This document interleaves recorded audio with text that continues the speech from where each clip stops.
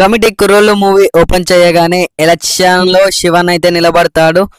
అతడికి కూతురు ఉంటుంది. ఆ ఫ్రెండ్స్ అందరూ కలిసి దేవుణ్ణి ఏమైనా అడుగు ఇస్తాడు అని అంటారు. అప్పుడు ఆ చిన్న పిల్ల ఐస్ క్రీమ్, నాకు బోలెడు చాక్లెట్లు కావాలని అడుగుతుంది. తర్వాత నాన్న నువ్వు కూడా కోరుకో అంటుంది. అప్పుడు చిన్ననాటి జ్ఞాపకాలు గుర్తు చేసే ఆటలు పాటలు అప్పటి రోజులను గుర్తుకు తెస్తాయి. చిన్నప్పుడు ఆడిన ఆటలు ప్రతి ఒక్కటైతే చూపెడతారు. చిన్నప్పటి జ్ఞాపకాలు ఒక్కొక్కటైతే గుర్తుకు తెస్తారు ఈ సినిమా ద్వారా. దేవుడు కనిపించి అడిగితే మళ్ళీ వెళ్తాం చిన్ననాటికి అని అడుగుతాడు.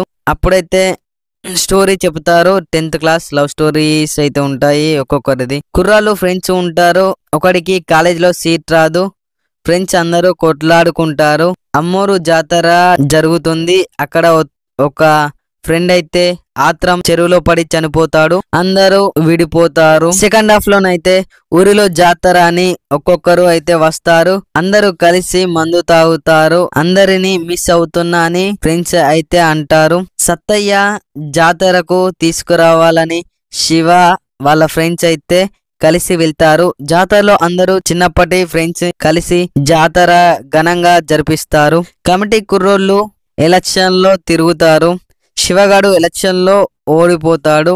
ఎండ్ సీన్ కి అయితే శివ వాళ్ళ చిన్న పాప బర్త్డే ఉంటుంది.